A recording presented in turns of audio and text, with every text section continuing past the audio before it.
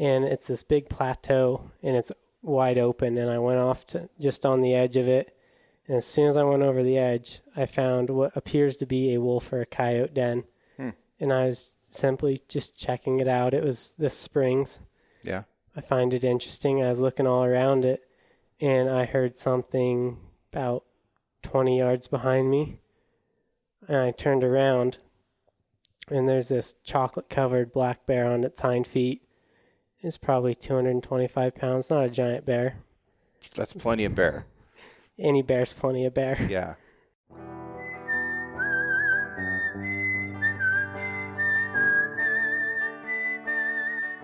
These are stories of outdoor adventure and expert advice from folks with calloused hands. I'm James Nash, and this is the Six Ranch Podcast.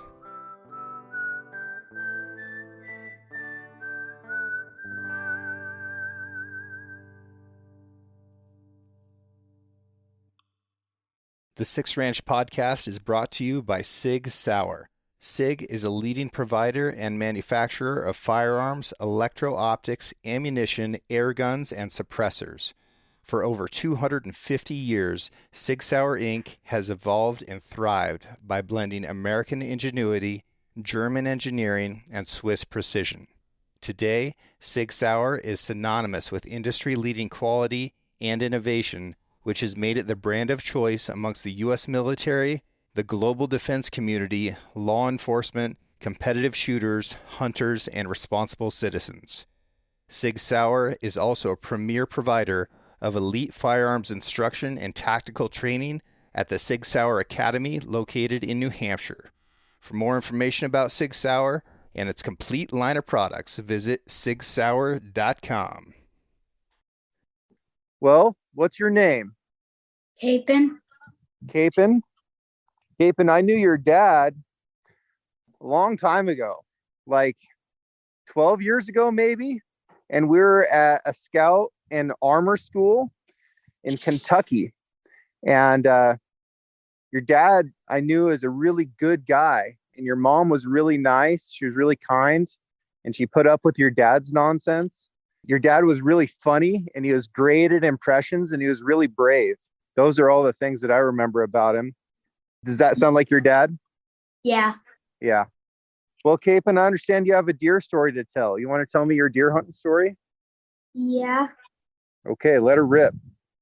It's kind of a long story, though. I'm okay with long stories. I think the best stories are long stories. So me and my dad were up at 4 a.m. in the morning, and we were getting ready because we haven't been hunting in a while. So we got done packing up about like at 5, and then we got out there about at 5:30, and then probably waited at least 30 minutes because we couldn't see anything. And then after those 30 minutes, we could see some deer on the other side of the field across from us. And there was 3 doe and then like 1 buck. And then we waited like about an hour or 2. And then one of the does eventually came over to us.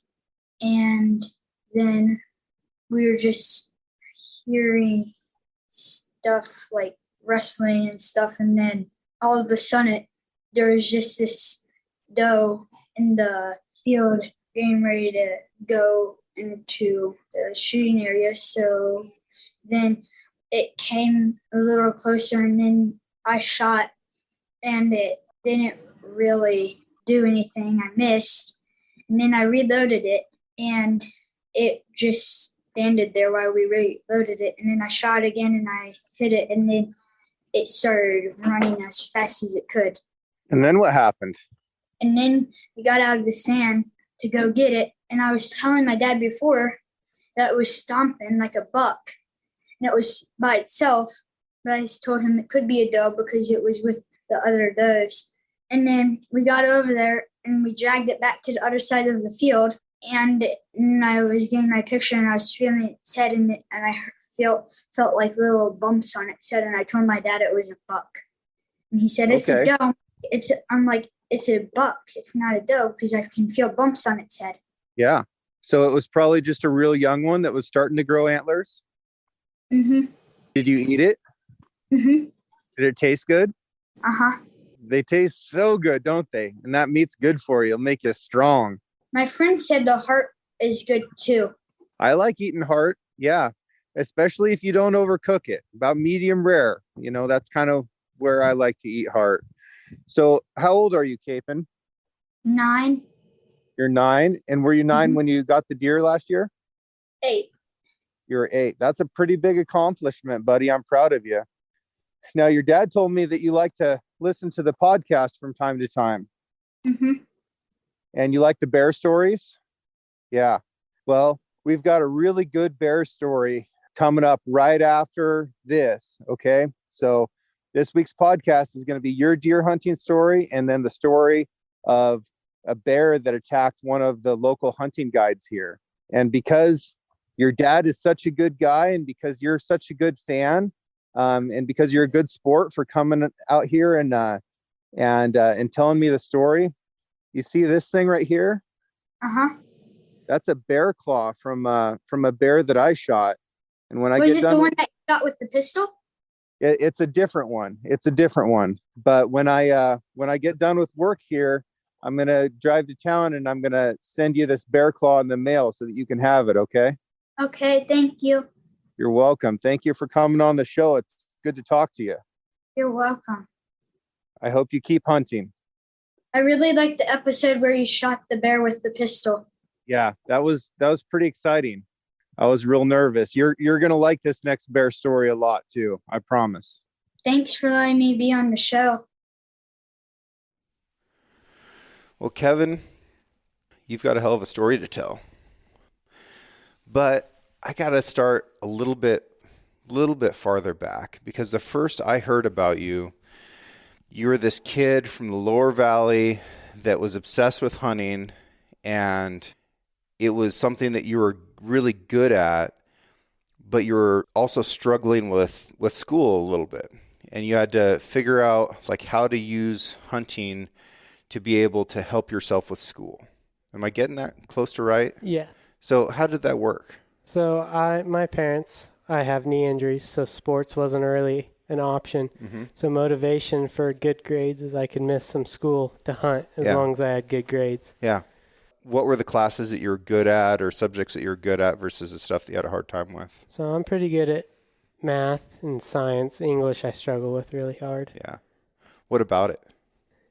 I don't understand much about English. I can speak it, and that's about it. Yeah. Yeah. So is reading hard? Yeah, I'm not very good at reading. Yeah. It's a struggle. So how did you manage that? Because reading is something you have to do in every subject. So my sister and mom are very good at English, and they spend a lot of time to help me with it. That's nice. And then tell me about hunting. Like, what was it about hunting that you're able to sort of sink your teeth into it? So I've always loved the chase, getting close to animals, outsmarting something that lives in that environment. Yeah. How old are you? I'm 18. 18. How long have you been guiding? I started guiding on my own about 14. Okay. And you guided with other people before that? Yep. Yeah. My dad's been a guide ever since I can remember. What kind of animals do you guide for? Mainly elk, buffalo, mule deer, few whitetail. Okay. What's your favorite? Definitely elk. Definitely elk? Yep. Why? I just love calling. Yeah. What about it? Just the adrenaline of getting something that close to you. Yeah. Tell me some stories about calling elk in recent years. So actually this year, didn't have much time to hunt because the fire's in the wilderness and I was guiding most of the season. But last morning of the season, I took my buddy out and he was hunting with a traditional bow. And I had got on this bull the day before, but he hung up at 80. And he wasn't coming to a cow call at all. He had about 15 cows. That's tough. Yep, and this real thick timber. And we were probably 100 yards away when I first bugled, and I heard him running across the river. And we got set in a little meadow, and he came out at 13 yards, and my buddy was just set a little bit too high up. He wasn't kneeling to the ground, and the bull saw him and ran off, but it was pretty special to get one running into 13 yards.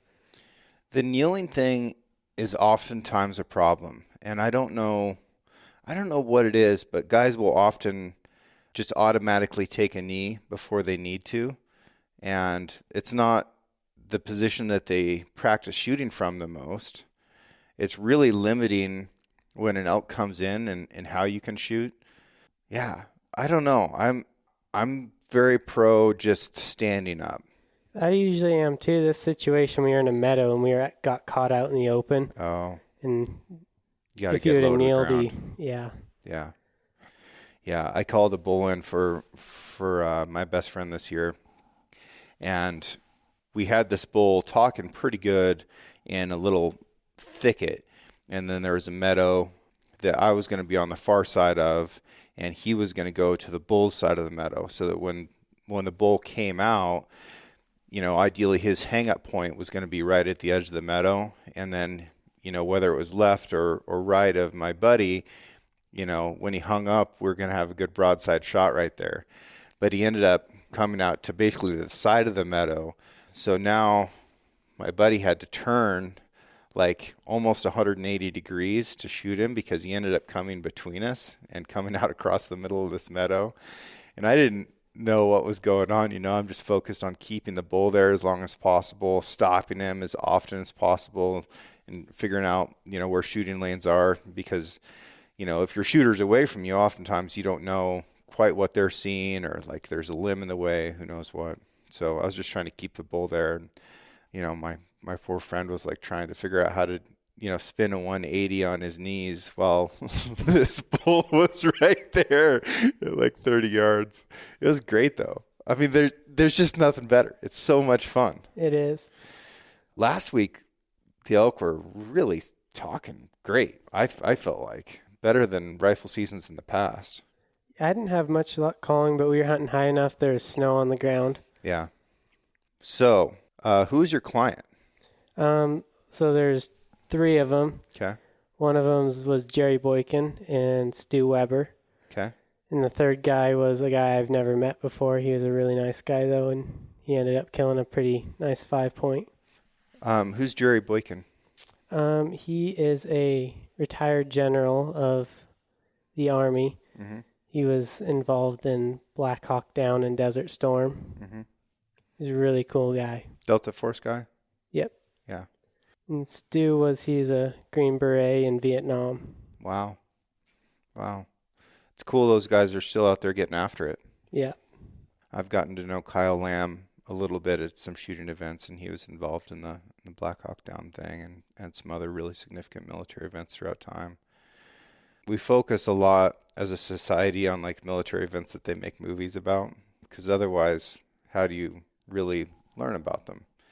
Maybe in a textbook or something, but there's very few people that I come across that can name like a single battle in Afghanistan, or, a lot of them can't even name a single city in Afghanistan, which is fine.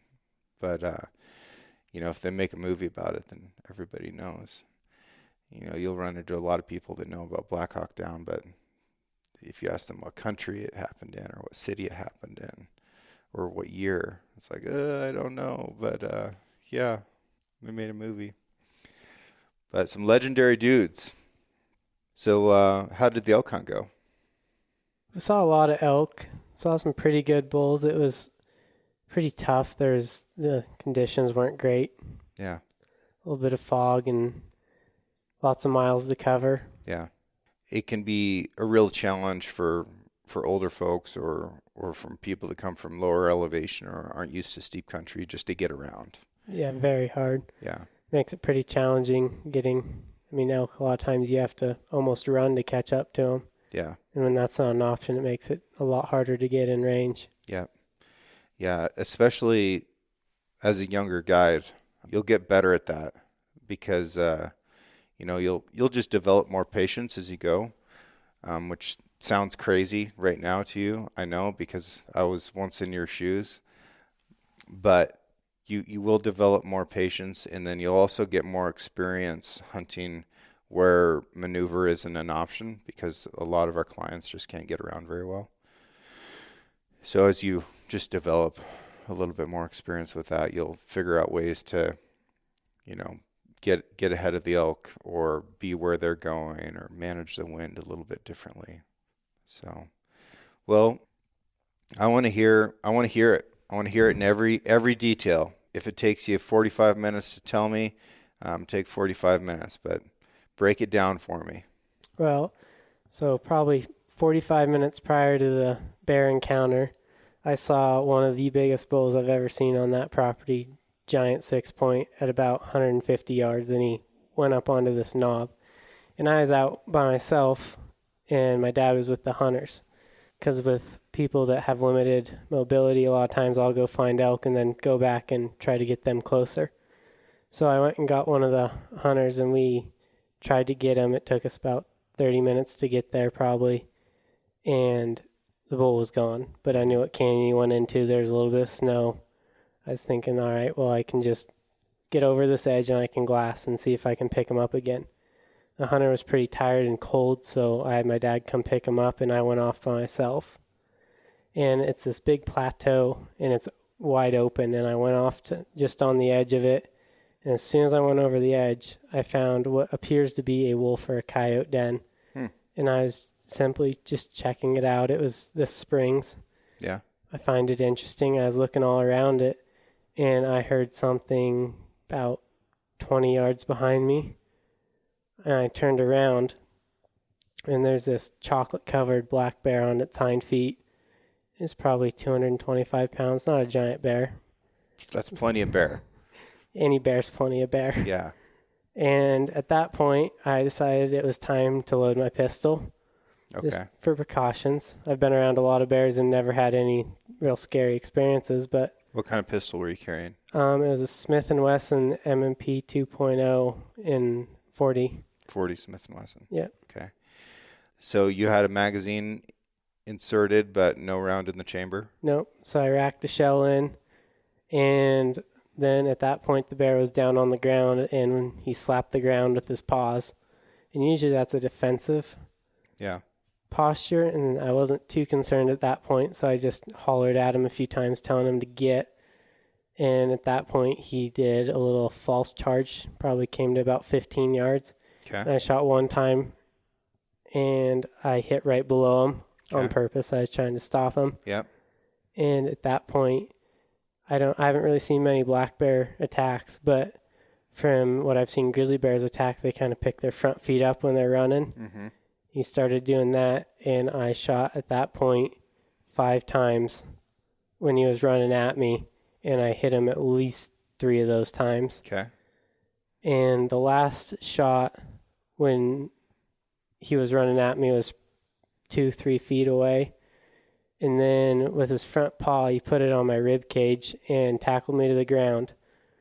And he was on top of me. I'd hit him pretty hard, so I don't think he was thinking real straight. He didn't claw me or bite me. I got slobber stains on my hat from where he grabbed my hat. And he picked himself up and he ripped my coat, shredded my coat. And his back foot stepped on my ankle and sprained my ankle. And then he rolled off of me. I kind of grabbed him with my one hand and pushed him. And he was moving away a little bit already. He rolled off of me, and I shot him one more time at point blank range. And he got up and ran probably 100 yards is the last place I saw him. At that point, it probably took me 15 seconds to figure out what was going on. And I got up, and I got to a big meadow probably 150 yards away, that big plateau. And I sat by a rock probably 15 minutes while my dad came and picked me up in a vehicle. But I remember that 15 minutes, my hands and legs and my whole face were just completely numb, and I couldn't even think straight. Yeah. And from the bear, my coat has blood stains all over it. And my dad got there, and I had to have him unzip my coat and make sure it was mine because I couldn't feel anything. Wow. luckily just bruised ribs and sprained ankle. Did you go back and look for the bear? We went back briefly, but we're actually going to go back tonight and look for the bear. Okay. It's been about 5 days. Yeah. But with my shot placement in thick timber, really thick timber, I wasn't up for it for a while. Yeah, I don't blame you. We just went out and did a little pistol shooting lesson here behind the studio. And, you had told me after this happened that you weren't super confident in shooting a pistol. Do you feel a little bit better now? Definitely feel better now. Okay. I'm sure glad that you had one on you. Yeah, me too. Because that is oftentimes the difference. And we're hearing that over and over again is, the difference between people that get attacked who have bear spray and the people that get attacked who have guns, is usually a reduction in injury, or no injury at all for the people that are carrying a gun and know how to use it. And you can always practice. You can always get better. Looking back at it now, and this happened, like you said, about 5 days ago, what would you do differently? I probably wouldn't have shot the ground in front of it. I would have probably just started shooting the bear. Yeah. I do not believe in warning shots as a rule. And, I would agree with that. What else? I'd have a bigger caliber pistol. I actually recently got a bigger caliber pistol. Yeah. You're shooting very well. Yeah, you're shooting great. There's a balance with caliber size, and if I could shoot an Abrams tank, I would do that. But it's too heavy to carry around with me. That's what my good buddy Grant tells me all the time. Is if he could put an M1A1 in his pocket, he would do that. But it's impractical. So with handguns, we've got to find that balance of like, okay, how light can I make this gun and still have it so that it shoots well? How much caliber can I put in it? How big of a cartridge can I put it, and I can still shoot it well and still be able to carry it around, right? A 12 gauge is a wonderful thing, but it's no fun to carry a 12 gauge around with you all the time. No. So you've just constantly got to find that balance. So now you've got a 1911 45, you're shooting it great. I think if you keep practicing with that, you're going to be lethal with that gun. And we didn't really talk about it earlier, but ammo is expensive and it's hard to come by.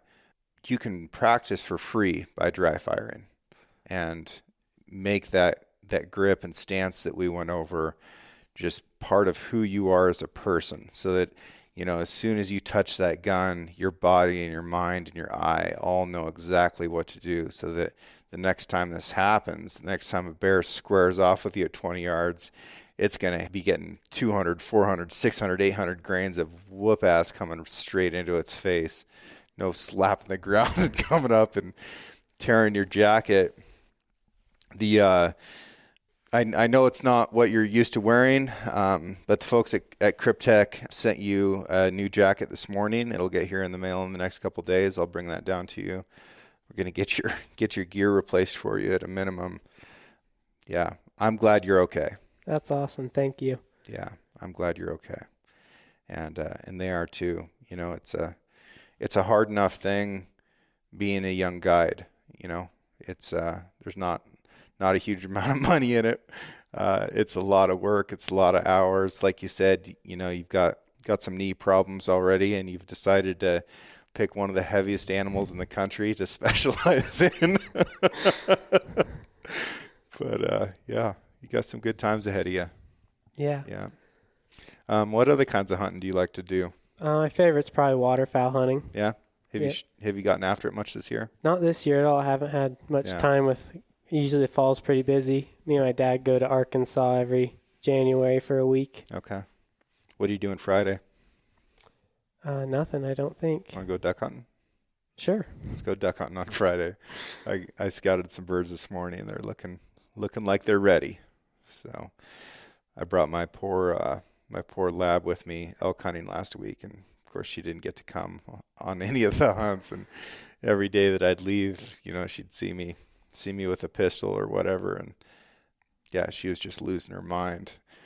And so I promised her that we'd hunt as soon as I got back. So we'll go shoot some birds on Friday morning. Anybody you want to bring with you? You know Zane Hermans? Sure, of course. He's a good buddy. Yeah, Zane's been on the show. Sounds good. We'll do it. What advice do you have for the young men and women out there who are just getting into guiding? Biggest thing I would say is you got to earn respect. Usually the older generation really respect me. I have a hard time with the middle-aged people finding respect, and it's got better throughout the years, but just being confident. Okay. So what are some ways that you feel like you've earned that respect? Working hard, being really respectful, and just showing them that I'm not just a kid. I know what I'm doing. Yeah. How do you feel like you know what you're doing? Seeing the growth of success throughout the years, definitely. Yeah. What areas are you looking to grow in moving forward? Like skills and success, like what kind of stuff are you working on right now personally? Still, you always can be a better caller, being a better shot. Been into archery hunting pretty heavily the last few years. Yeah. Say you can always be in better physical shape. We always say that if you can shoot and you can walk, you can usually find a lot of success. Yep. And shooting in realistic scenarios. Yeah. That's a big one. I find that a lot of practice, they might be learning something about the gun, but they're really not learning how to shoot it. Same thing with a bow. People tend to be pretty static. Most people's rifle practice is just off of a bench at the range. And that's great for sighting in. That's how I sight in. But as soon as the gun is zeroed, and then I've confirmed, that all my dope is correct, now's the time to be going out and practicing different shooting positions and figuring out, how that bullet reacts in the wind, and, learning what 7 miles an hour versus 10 miles an hour of wind feels like and looks like. And, does 5 miles an hour of wind move tree limbs, or does it just move grass? What kicks dust up off the ground, all that stuff. Like, that's what people need to be practicing, not just banging out 5 shots into a piece of paper and being like, yep, she's good, let's go. Yeah. I find a lot of people have a hard time laying down to shoot as well, which is obviously one of the more stable methods. Yeah, the most stable.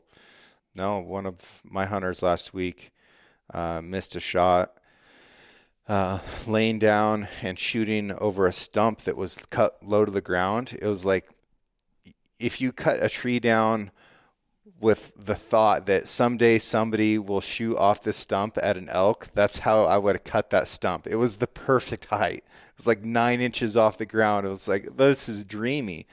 But it's something that she hadn't practiced, right? And you just cannot expect to possess a skill that you don't practice. Yeah. I notice a lot of, especially with archery, downhill shooting and uphill shooting. I had a client this year come. He's a phenomenal shot with a bow. And he hunts whitetail, so he does shoot out of tree stands quite often, but had a bull at 45 yards downhill, nice 6-point, and he shot over it twice. Yeah. 45 yards is a long shot on an animal. It is. That's a super long shot. Yeah. I don't let myself shoot past 40 on a first shot with a bow. If it's already wounded, I'll shoot at it at basically any distance. But what about you? What are some of the limits that you put on yourself for archery shooting? For archery, I practice a lot. For deer, about 40 yards. They move quick. Yeah. Elk, I like them inside of 60 definitely. And downhill, when you're shooting downhill, I always 40. Yeah. Yeah. Do you shoot much differently for a downhill or uphill shot? You got to bend at the hips. Yeah. That's the biggest thing, right? Yeah. People move their arms instead of keeping their shoulders flat. Yeah. It's awkward too. That's an awkward thing to practice, and probably one of the biggest advantages to going to these shooting matches in the summer that are on ski hills is you get a lot of angle practice in different situations. Do you ever shoot those? I haven't ever. I'm pretty lucky. I have an upstairs window in a 2-story house. Mom doesn't love it, but I just shoot out the window. Yeah. There's a lot of shooting that moms can get a little bit fussy about, but I bet you get your stairs in, hoofing down there to get your arrows and come back. Yep. Yeah, good for you. Are you going to Arkansas this year? Yep, January 1st through the 7th. Do you have any more hunts coming up? Got a couple more cow hunters, I think November 15th. Okay. But no second season hunters this year, which is kind of a nice break. Yeah, that is nice. That is nice. You going to do any upland stuff? My dad actually just got a new Brittany, so we'll take him out. Nice. That'll be fun. Well, right on, buddy.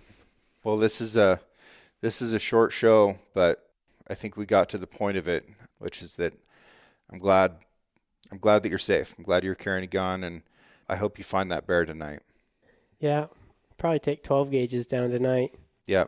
Well, I'm sure it's dead in there somewhere. If you put 4 rounds into it, I'm sure it's dead right there. Are you thinking that was a den? I don't know. It was definitely a den. I'm thinking it was probably a little bit bigger than the size of a basketball hole. Oh. It looked pretty big to be a coyote, but bears, I know they can fit in some tight spaces, though. Yeah. So he was probably digging something out of there. Yeah. That would make sense. I heard a pretty different theory that on the bears lately, that with the more increased wolves in the area, they're on edge because the wolves are pretty aggressive towards bears. And I've heard that they are a little bit on edge, and I don't know if that theory is correct or not, but I know bears and wolves don't get along. Yeah. I just went through the cougar management plan, and when it got to the section of how cougars act around other carnivores, there's just very little data to support anything one way or another. It's a lot of conjecture, but it does make sense without having to think about it a lot to just say, look, wolves are going to steal kills from bears. They're going to chase bears up trees. They definitely dig bears out of their dens in the winter and kill them. They're competitors and mortal enemies. And yeah, we also have a freaking pile of bears right now. There are so many bears around. It's insane. And not a lot of them are getting shot. I just saw the numbers from May, and there was only 20 bears shot in the Snake River unit in the quarterly report. The guys I took down there, we shot 5.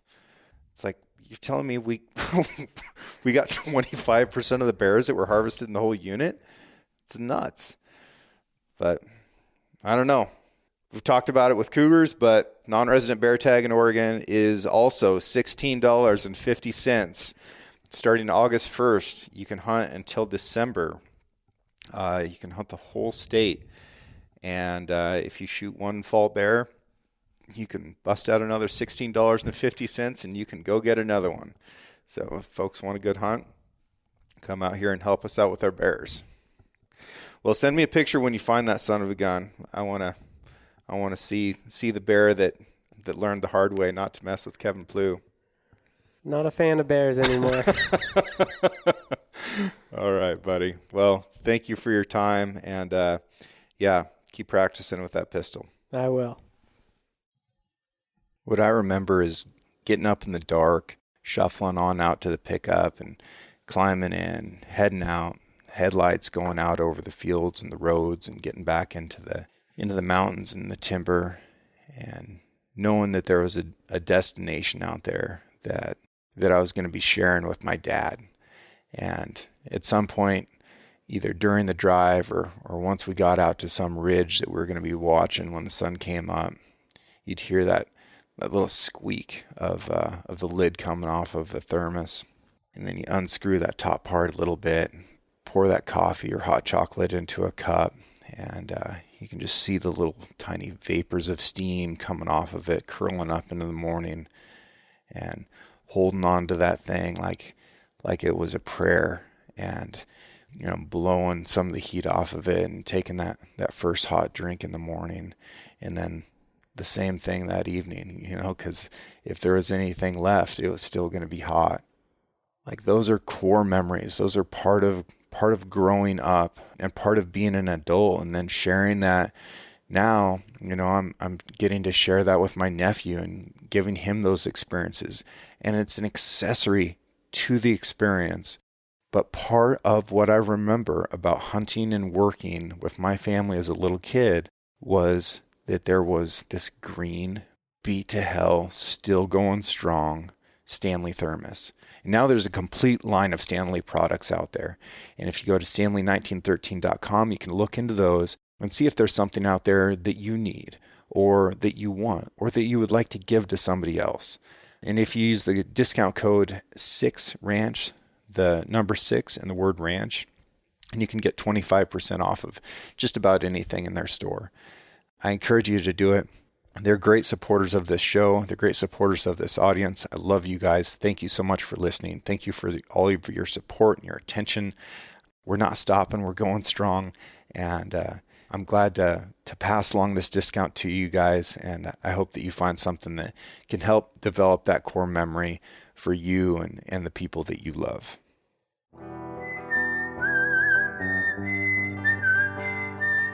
Thank you for listening. If you enjoyed this episode, please subscribe and share the show with a friend. You can also rate the podcast and leave a review. Your support allows me to keep doing what I love, which is meeting incredible folks and sharing their stories with you. For more content and photos, follow the show on Instagram at 6Ranch Podcast or me at 6Ranch Outfitters. This episode was produced by Emily Brannigan, with original music written and performed by Justin Hay. Art for the 6Ranch Podcast was created by John Chatelain and digitized by Celia Christofferson.